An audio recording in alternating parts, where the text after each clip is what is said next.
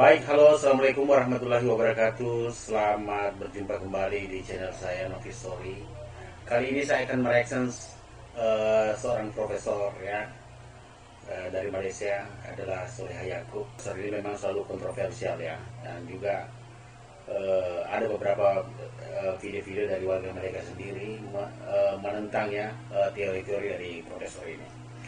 Namun saya bisa menilai bahwa profesor ini dan ahli-ahli Malaysia yang lain membuat sejarah ini adalah ingin mengangkat bahwa ingin mendeskripsikan bahwa Melayu adalah bangsa yang besar. Nanti kita akan lihat, kita akan bantah. Kalau saya sendiri akan membantah teori profesor ini dengan logika, dengan rasionalis. Oke, langsung aja kita dengarkan dulu apa kata profesor ini. Ini kita tengok ya, semua ini Melayu ya, tuan-tuan dan puan-puan. Sumatera, Semenanjung Malaysia, Segenting Tera, Funan ini Melayu, Filipina Melayu, Borneo Melayu, Sulawesi Melayu, tapi Jawa dia tak buat Melayu. Kan? Malas orang Jawa kalau kita kata dia Melayu kan. Sebenarnya dia tu Melayu. Dia ada daripada campak, kita tahu cerita, tapi dia tak nak mengaku. Kenapa? Karena sistem pendidikan mereka begitu di sana. Jadi Profesor Malaysia ini mengatakan bahwa semua yang beragama Islam yang berada di Asia Tenggara ini adalah Melayu, dan pusat peradabannya itu ada di Malaysia. Jadi nanti kita lihat ya, kita hanya berpikir secara rasional. Dan profesor ini juga kelihatannya agak kesal karena orang Jawa itu tidak mau dicap atau dilabeli sebagai orang Melayu.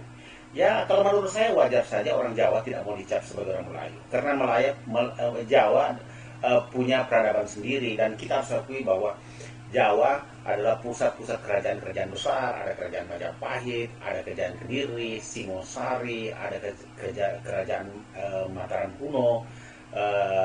Dengan peninggalan itu adalah ada Candi Prambanan, ada Candi Borobudur dari zaman Raja Sairendra ya di Jawa. Namun nanti mereka itu memelintir-melintir sejarah tentang Borobudur, bahwa Borobudur itu dibangun pada saat zaman Kerajaan Sriwijaya. Kenapa mereka menghilangkan zaman Kerajaan Jawa atau Mataram kuno ini? Karena mereka ingin dicap sebagai Sriwijaya adalah bagian daripada Melayu karena berasal dari Sumatera, sehingga mereka merasa lebih besar, punya peradaban tua, punya peninggalan-peninggalan bangunan-bangunan monumental seperti Borobudur yang sudah diakui di UNESCO ya, dan sebagai candi terbesar di dunia. Kita lanjut lagi ya. Itu tidak salahkan mereka, tapi sebagai pengkaji kita tahu apa yang benar. Jadi daripada sini, kenapa Jawa itu tidak ditulis dalam peta di sini? Kerana Jawa itu telah dibuka oleh satu guru ataupun pengembara, disebut dalam buku-buku catatan orientalis lah. Dia kata ada satu pengembara kumpulan beragama Hindu dan sehingga terlibat ya pada sebelum itu. Pada awalnya adalah beragama Hindu. Jadi sebab tu kita dapat di Pulau Jawa itu ya pada sebelum itu, pada awalnya adalah beragama Hindu dan serta beragama Hindu dan sehingga terlibat dengan tulisan dan sebagainya ya, ada pengaruh Hindu. Dan disebabkan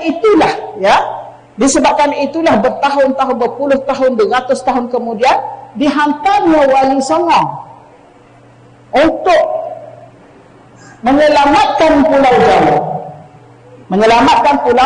Pulau Jawa. Jadi di sini kita sudah bisa menilai ya, bahwa lucu sekali seorang profesor ini atau pakar-pakar dari Malaysia ini. Mereka selalu membahas sejarah itu adalah wilayah Indonesia. Mereka tidak pernah membahas sejarah-sejarah mereka itu dari wilayah Malaysia. Karena kenapa? Karena di wilayah Malaysia itu bukanlah sebuah tempat peradaban.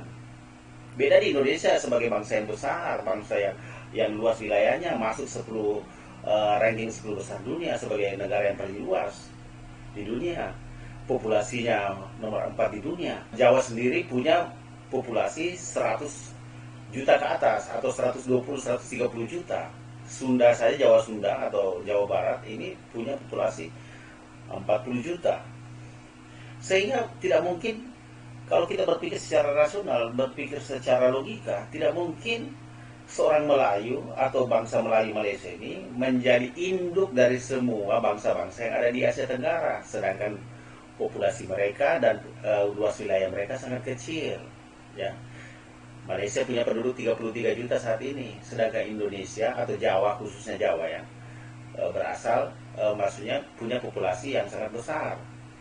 Dan kita harus tahu bersama bahwa raja-raja yang ada di Malaysia pada saat itu berasal dari Bugis, dari Minang, dari Jawa, perantau-perantau dari Jawa.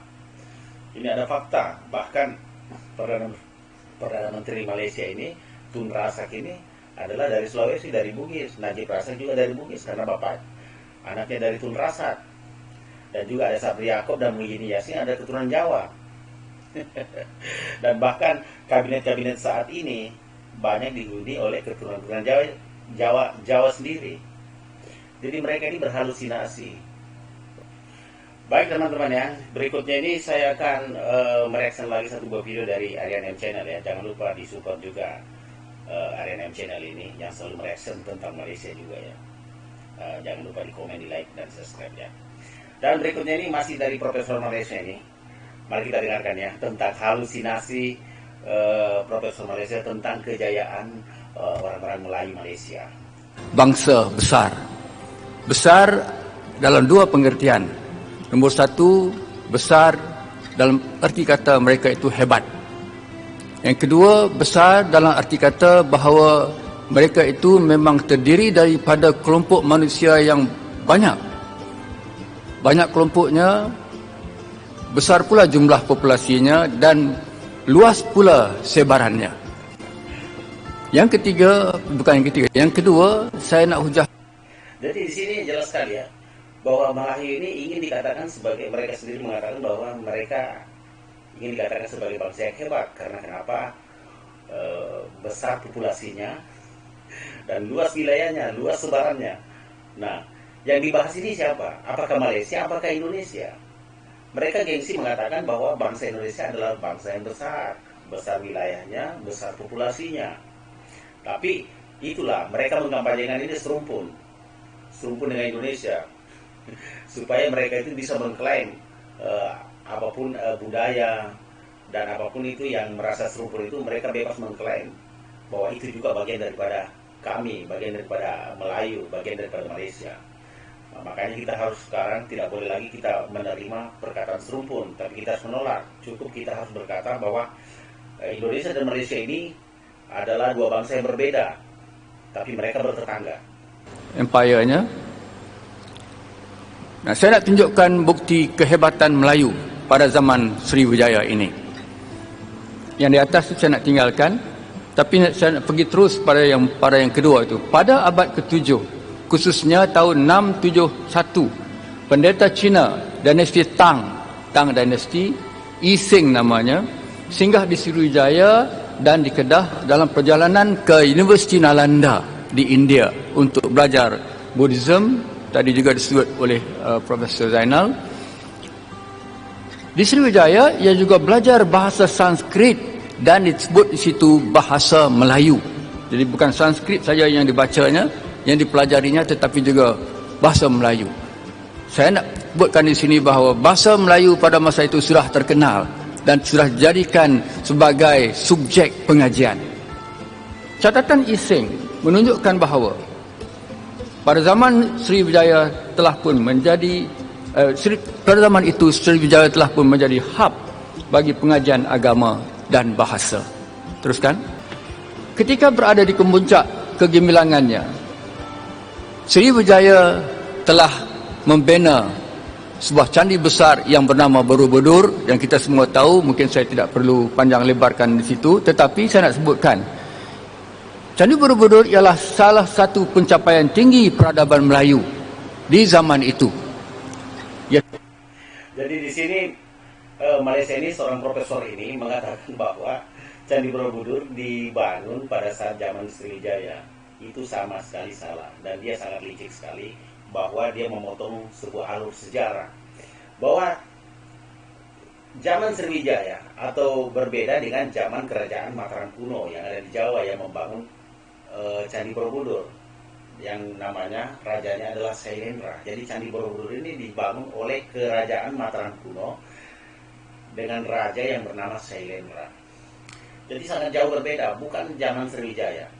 Jadi profesor ini sangat licik sekali mengaburkan sebuah fakta sejarah. Ya, kenapa mereka mengaburkan fakta sejarah, Pak? Karena orang Jawa tidak mau dicap sebagai orang Jawa, orang Melayu. Nah, orang Jawa tidak mau dicap sebagai orang Melayu. Jadi dihadirkanlah bahwa bangunan Candi Borobudur ini dibangun pada saat zaman Sriwijaya untuk menunjukkan kebesaran bangsa Melayu. Tapi sebenarnya yang besar ini adalah bangsa Indonesia, bukan bangsa Malaysia. Dalam konteks perbincangan ini, ia adalah cermin yang memantulkan dengan terang pencapaian cemerlang akal budi orang Melayu ketika itu dalam bidang kosmologi, sains, teknologi dan seni. Teruskan, dan saya nak kaitkan ini dengan bahasa. Jadi begini teman-teman ya, saya menggunakan logika ya dan cara berpikir saya. Saya tidak perlu menggunakan teori-teori. Bahwa yang namanya bangsa besar adalah bangsa yang memang negara itu atau bangsa itu punya populasi dan punya wilayah yang luas. Tidak mungkin sebuah wilayah yang kecil, populasi yang kecil menjadi induk dari peradaban bangsa yang besar itu. Jadi kalau Indonesia mengklaim bahwa sebagai bangsa yang besar dan orang-orang Indonesia atau orang Bugis, orang Minang, orang Jawa yang merantau ke Malaysia menjadi raja-raja, menjadi politikus di Malaysia, menjadi diaspora Indonesia di Malaysia, ya itu masuk akal. Sama halnya dengan India. India adalah bangsa yang besar, populasinya besar. Tapi orang Bangladesh dan orang Sri Lanka tidak pernah mengklaim bahwa pusat peradaban India ini atau induk daripada India ini ada di Bangladesh atau ada di Sri Lanka. Karena mereka sadar, mereka populasinya kecil dan juga wilayahnya kecil. Dan memang dari fakta sejarah, India adalah bangsa yang besar. Bangsa yang besar dari zaman-zaman dulu. Sama juga dengan Cina. Nah, Jepang dan Korea tidak pernah mengklaim bahwa Cina adalah sebaran daripada Jepang atau Korea, atau induk, atau Jepang dan Korea sebagai induk, sedangkan Cina adalah sebagai sebaran dari mereka. Tidak, karena mereka juga sadar bahwa Cina ini memang adalah bangsa yang besar, punya populasi yang besar, punya peninggalan seperti Indonesia, seperti Borobudur, Prambanan, dan punya sejarah ada Majapahit, ada Gajah Mada yang pernah menguasai seluruh wilayah Nusantara, seluruh wilayah Asia Tenggara. Cina juga seperti itu. Jadi kita ini bermain rasional saja. Dan generasi-generasi muda Malaysia ini ya seperti itu. Kurikulum pendidikan mereka ini sudah direcaki otak mereka dengan sejarah-sejarah yang dipelintir-pelintir untuk agar mereka merasa menjadi sebagai bangsa yang besar yang bisa mengalahkan peradaban Indonesia. Jadi kalau kita tak yakin lagi bahawa orang Melayu di awal zaman sejarah sudah hebat, saya tak tahu apa lagi yang boleh meyakinkan kita. Jadi itu tadi ya, Profesor mengatakan bahwa kalau kalian tidak yakin lagi bahwa orang Melayu adalah orang yang hebat di zaman sejarah-sejarah yang lalu, dia tidak tahu lagi harus bicara seperti apa ya. Jadi di sini kental sekali ya, kelihatan sekali bahwa memang orang Melayu Malaysia ini ingin merasa sebagai bangsa yang besar, bangsa yang hebat, pusat peradaban zaman-zaman dulu atau pusat peradaban zaman-zaman kuno. Jadi mereka memang sangat licik sekali dan wajar saja Malaysia diklaim sebagai King of Clan ya. Jadi mereka raja klaim nomor 1 di dunia. Baik teman-teman ya, saya juga ingin menunjukkan satu buah video bantahan dari warga negara Malaysia sendiri bahwa sebenarnya asal Melayu itu dari Sumatera, dari Indonesia. Pak Ustaz ini sangat rasional sekali berpikirnya bahwa dia mengakui bahwa sebenarnya orang-orang Melayu di Malaysia ini adalah berasal dari Sumatera. Semenanjung dan Sumatera. Orang Melayu, Sumatera ni orang Melayu. Kalau di Jawa tu orang Jawa dah lain dah. Sumatera ni umumnya orang Melayu. Kalau anda pergi Aceh, anda tengok ada kampung Melaka, kampung Perak, kampung Kedah. Orang kita di sana tu, bukan orang di sana, orang kita.